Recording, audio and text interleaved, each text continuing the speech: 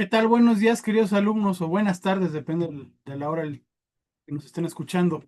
Soy el profesor José Andoni Gutiérrez Zurita, profesor de la materia de sistemas de control interno, y el día de hoy vamos a revisar un tema de la unidad uno que tiene que ver con el código de ética profesional. Como ustedes saben, el tema 1.1 se denomina cumplimiento del código, principios fundamentales y marco conceptual, que va a ser lo que vamos a revisar el día de hoy. A manera de introducción, valdría la pena preguntarnos qué es la ética profesional y por qué es importante. Pero bueno, antes de meternos, como ustedes saben, dentro del material a lo que es el Código de Ética del Instituto Mexicano de Contadores Públicos, pues vale la pena reflexionar esto de la ética profesional, porque hay a veces una confusión respecto a lo que es la ética y la moral, y por eso tenemos que tenerlo muy claro. A ver, empezando por lo más fácil. ¿La moral qué es? La moral son las costumbres, hábitos, valores que tiene una sociedad. Es lo que una persona o un grupo determinado de personas creen como adecuado, correcto, cierto, etcétera, en un lugar y tiempo determinados. Ahora bien, la ética es una reflexión filosófica sobre la moral. Es evidentemente mucho más estable, no depende del paso del tiempo o de la localidad. ¿Por qué? Porque analiza críticamente, de acuerdo a los fundamentos, por qué ciertas acciones son buenas o malas. Es decir, podríamos decir que está por encima de lo que es la moral. Entonces, cuando hablamos de la ética profesional, estamos hablando de una rama de la ética que estudia los deberes y valores que guían el ejercicio de una profesión específica, como pudiera ser en este caso la contaduría. Y evidentemente no se limita a no hacer daño, sino a actuar con responsabilidad, integridad, en servicio al bien común, etcétera. Es decir, no, la ética profesional no es algo que podamos guardar en un cajón, sino que es algo que tenemos que aplicar constantemente dentro de toda la vida profesional. ¿Cuál es la importancia que tiene para los contadores públicos? Bueno, pues la confianza es el activo más valioso de un contador. Si los clientes no confían en el contador, pues se va a quedar sin clientes, evidentemente. Y la ética es la base para mantener esa confianza. Es lo que nos da credibilidad hacia nuestros compañeros, hacia el gremio, hacia todos en general, hacia la sociedad. Entonces, buena parte de la credibilidad del actuar profesional viene por parte de la ética y en consecuencia, por ejemplo, la credibilidad que pudiéramos tener en la información financiera, pues va a estar relacionada a la ética profesional que han aplicado todos aquellos que participaron en su creación. Podemos señalar que hay códigos de ética a nivel internacional y a nivel nacional. Por ejemplo, está el emitido por la Federación Internacional de Contadores, que establece estándares globales, busca armonizar normas éticas a nivel mundial, etcétera, para que todos tengamos la certeza de lo que estamos hablando. Pero también a nivel nacional existen códigos de referencia, como es el del Instituto Mexicano de Contadores Públicos, que toma base en el código internacional, pero evidentemente lo tropicaliza, como se dice comúnmente, o lo adapta a un contexto legal, cultural, empresarial que aplica en México. Y también es evidentemente obligatorio su cumplimiento para todos los contadores públicos que estén afiliados. Entonces, a ver, respecto al cumplimiento de ética, lo primero que nos preguntaremos ¿es obligatorio? Sí, ya lo comentamos, es obligatorio. Y ojo con esto, aunque se dice que es obligatorio para todos aquellos que forman parte del instituto, evidentemente es un documento de referencia que cuenta con unas características muy buenas en cuanto a elaboración, está basado en buenas prácticas, en normas, etcétera, y por tanto, más allá de que forme parte o no, se vuelve obligatorio para todos, porque utiliza normas generales, reglas generales que son obligatorias para toda la profesión. Entonces, aunque yo no forme parte de ese instituto, puedo tomarlo como referencia. ¿Qué pasa si hay un conflicto con la ley? Bueno, pues las leyes y regulaciones prevalecen evidentemente sobre el código de ética. Y en ese sentido, el contador pues, está obligado a conocer la normativa porque tiene que saber aplicar las normas y el código para que no entren en conflicto. Entonces, si una ley local permite algo que el código prohíbe, pues prima, jurídicamente prima la ley, ¿no? Aunque a nivel ético hay muchas cosas que los profesionales prefieran hacer o no hacer, dependiendo de lo que estén en juego, más allá de lo que diga la ley, ¿no? Pero a nivel jurídico, evidentemente va a primar la ley sobre lo que dice el código de una institución. Y entonces surge la pregunta, ¿y si el código no beneficia al interés público, qué pasa? Pues podemos consultar con organismos profesionales como es el instituto, este, o algún regulador competente, etcétera. ¿Por qué? Porque sabemos que siempre el interés va a ser proteger el interés público, ¿no?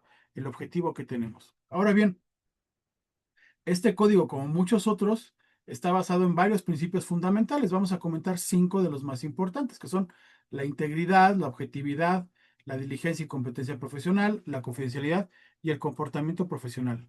¿A qué nos referimos con esto de la integridad? Bueno, pudiéramos pensar que cuando nos dicen que alguien es íntegro, estamos pensando en honestidad, eh, en cuestión de transparencia, etcétera. Pero va más allá. ¿Por qué? Porque implica no solo, por ejemplo, lo que es asociarse con información falsa, engañosa, graves omisiones, ¿no? Este, o el actuar con coherencia. No, la integridad es aquello que hacemos cuando nadie nos ve. Podríamos decir, por ejemplo, que una persona honesta es la que hace lo correcto cuando lo ven, pero la integridad es cuando no nos ven. Siempre que se enseñan estos temas, se hace referencia a un hecho que fue real en Estados Unidos, donde una persona se encuentra en un hotel, pide una pizza, se la llevan a su habitación, ¿no? Abre la pizza, ¿no? La deja ahí, abre la pizza, y se da cuenta que le habían dejado algo cercano a $15,000. Entonces, pues evidente, habla a la tienda y le dice, oiga, ¿sabe qué? Pues no me trajeron la pizza, me trajeron este dinero, ¿no? Bueno, casi lo besan, lo abrazaban, lloraban de la felicidad porque al estar contando y manipulando el dinero, ¿no? Creo que del cierre de mes, lo habían puesto en esa caja y se confundieron y la llevaron. No pensaron que nadie la fuera a regresar y tampoco pudieron ubicar dónde estaba.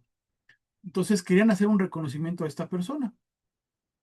Le dijeron, oiga, le queremos, más allá de dar también algún beneficio económico, reconocerlo socialmente, porque nadie hace este tipo de cosas, ya saben, ¿no? Toda esta parte. Y él se negaba, se negaba, se negaba, y muchos pensaban, bueno, es que es por humildad, ¿no?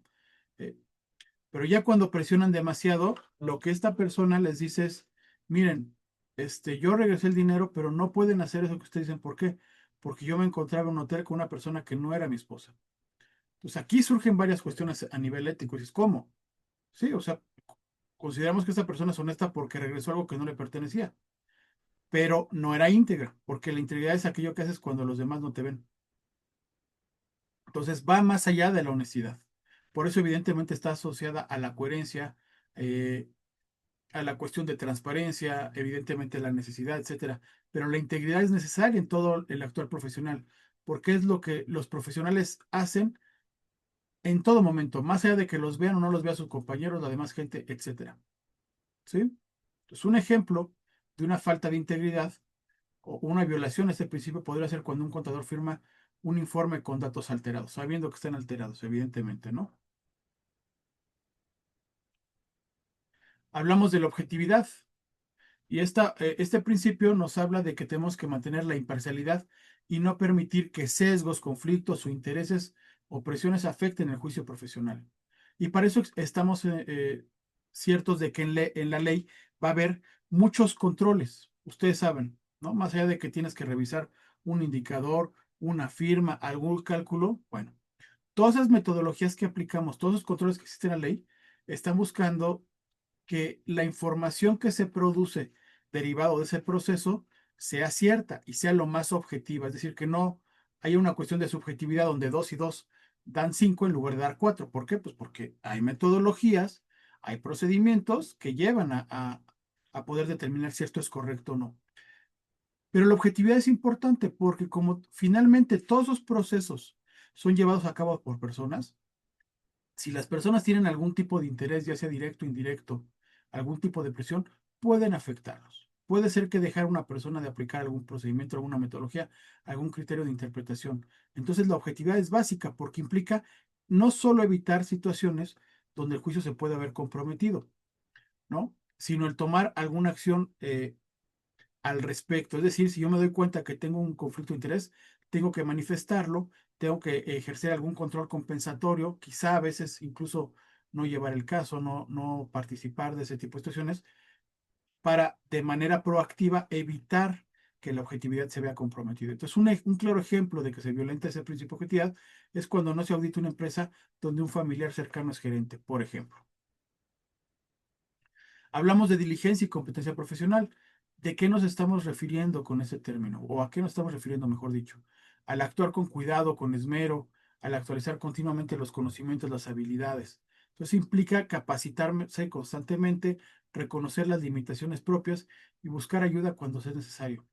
¿Cuándo pudiéramos estar ante una violación de este principio? Pues cuando estás ante la presencia de un contador, por ejemplo, de un profesionista que no está actualizado, que hace las cosas sin saber, ¿no? O no pone cuidado en lo que está haciendo. Hablamos de la confidencialidad y como ustedes bien saben, se refiere a resguardar la información obtenida en el ejercicio profesional. Implica no revelar información sin autorización, mantener la confidencialidad incluso después de que finalice esta relación profesional. Pero no solamente es eso, hay que recordar que la confidencialidad no es un secreto absoluto. ¿Por qué es importante comentar esto o qué diferencias hay? Por ejemplo, en un secreto absoluto será el de confesión, donde en ningún tipo de circunstancias se puede revelar. Bueno, la confidencialidad no va hasta allá. La confidencialidad determina que hay información a la que debe de acceder todo aquel que esté autorizado por ley y no debe acceder todo aquel que la ley establezca que no debe de acceder. Es decir, tienen una parte positiva, si queremos verlo así, y una parte negativa, ¿no? Es decir, que una autoridad, por ejemplo, siempre debería poder acceder a esa información. Pero por el contrario, alguien ajeno, que no puede mostrar algún tipo de interés directo sobre la información, debe de estarle prohibido. Tenemos que mantener los canales seguros para que no pueda acceder. Entonces, ojo, no olvidemos esto, porque cuando estamos ante la comisión o la probable comisión de un delito, la ley señala que debe darse a conocer esa información. Entonces, hay excepciones, ¿sí? Cuando la ley exige que es necesario, por ejemplo, para prevenir un delito, eh, o porque la ley exige que la autoridad tiene la competencia para conocer dicha información, más allá de que forme parte o no de la relación, se debe de garantizar que se conozca esa información. Evidentemente habrá que señalarse que es información que proviene de este tipo de relaciones para evitar problemas, ¿no? Pero entonces hay que conocer bien las obligaciones y las excepciones por lo que hace a la materia de confidencialidad. Hablamos de comportamiento profesional, sí, es decir, del actuar, de la manera en que el profesional lleva a cabo todas sus actividades, en el sentido de que no desacredite la profesión, ¿no? Podríamos decir incluso de la fama, del prestigio. Entonces, ¿qué implica? Pues cumplir leyes, regulaciones. Implica también no hacer publicidad engañosa o desprestigiar a otros colegas, o no hablar incluso de temas que no se conocen. ¿Sí? Entonces el comportamiento profesional es muy importante dentro de todos los grupos gremiales en cualquier profesión y evidentemente entre los contadores también se encuentra incluido. Ahora bien, hablando del marco conceptual, debemos de recordar que el código no solo da reglas, sino que es un método para resolver dilemas éticos. Y este método mayormente está conformado por estos tres pasos, que son identificar las amenazas, evaluarlas y responder ante las mismas. ¿De qué hablamos cuando señalamos que hay que identificar amenazas? Bueno, de poder identificar claramente qué tipo de interés personal existe o no existe un interés personal. Estamos hablando, por ejemplo, de invertir en una empresa auditada, de llevar a cabo un proceso de autorrevisión, es decir, de auditar un sistema que uno mismo diseñó, por ejemplo. Pudiera haber algún tipo de riesgo, ¿no? Por algún tipo de amenaza, o interceder por el cliente cuando estás ocultando información para protegerlo, o una cuestión de familiaridad, ¿no? Cuando hay amistad con el director financiero, o intimidación porque estoy teniendo presiones. Bueno, tengo que saber identificar claramente esos elementos que van a poderme poner en un dilema ético. Ahora bien, ya lo identifiqué, tengo que evaluarlo. Entonces, ¿es grave esto que está pasando? ¿Es frecuente? Puedo incluso usar la prueba de un tercero razonable informado para contrastar lo que me está pasando. Entonces, me tendría que preguntar, por ejemplo, si una persona imparcial con toda la información llegaría a la misma conclusión que yo. Quizá no estoy alucinando ese tipo de presiones, es algo real, algo que existe. Entonces, vale la pena aplicar metodologías específicas. Más adelante en la materia verán varias que tienen que ver con cómo se gestionan los riesgos, cómo se establecen controles específicos, ¿no? Preventivos, detectivos, correctivos, todo este tipo de cosas. Bueno, es parte de esta metodología, ¿no? Ya identifiqué una amenaza, pues la tengo que evaluar, la tengo que clasificar, el nivel de prioridad que tiene para poder enfrentarme a ella. Y entonces respondo ante la amenaza. busco, por ejemplo, eliminarla, ¿no? Cambiar la condición que la genera. ¿Sabes qué? Me salgo de la empresa, no tomo el asunto porque sé que hay un claro conflicto de interés o algún problema ético. Aplico salvaguardas, ¿no? Es decir, controles que reduzcan el riesgo, o puedo declinar o finalizar el servicio si la amenaza no la puedo mitigar. Vamos a poner un ejemplo. Tenemos una situación donde está Laura, que es una contadora en una firma auditora X, y su jefe la presiona para que altere una información en el informe, ¿no? Y evitar que un cliente pierda una inversión. Entonces vemos que hay varios principios que están comprometidos. La integridad, la objetividad, el comportamiento profesional, incluso la probable comisión de un delito está metido en esa situación. Entonces tenemos una amenaza, que en este caso es la intimidación y el interés personal o el miedo a perder el empleo, ¿no? Son dos cosas. Incluso el miedo puede hacer que yo actúe mal. Entonces tenemos que aplicar este marco conceptual. Entonces ya identifiqué la amenaza, que es la intimidación, y también el interés personal por otra parte. Evalúo y digo, a ver, hay alto riesgo de violar principios fundamentales y debo de responder en consecuencia, ¿no? Entonces tendría que rechazar la presión, documentar evidentemente la situación, reportarla por los canales conducentes, etcétera, etcétera. Y en determinado momento es preferible desvincularte del trabajo antes que meterte en un problema de este tipo.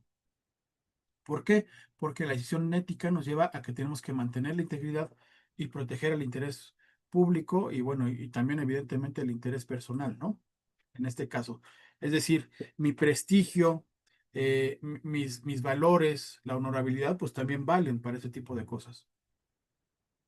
Entonces, a forma de conclusión, pues hay que señalar, ¿no? Que el código de ética no es simplemente un requisito, es la brújula moral que tienen en este caso los contadores públicos y está establecida tanto a nivel internacional o nivel nacional, ¿no? Entonces hay instituciones como el IFAC o el Instituto Mexicano de Contadores Públicos que están metidos en esto.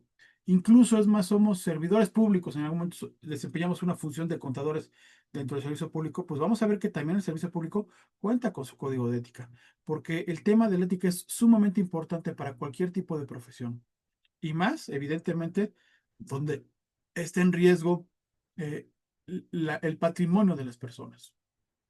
Entonces, en la práctica, los contadores deben de integrar estos principios al juicio profesional diario que están utilizando.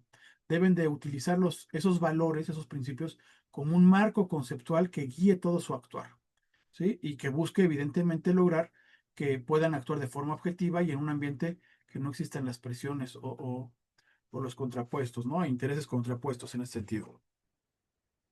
Les agradezco mucho su atención, les deseo mucho éxito en todo el desarrollo de esta materia y nos vemos en el siguiente tema. Hasta luego, excelente día.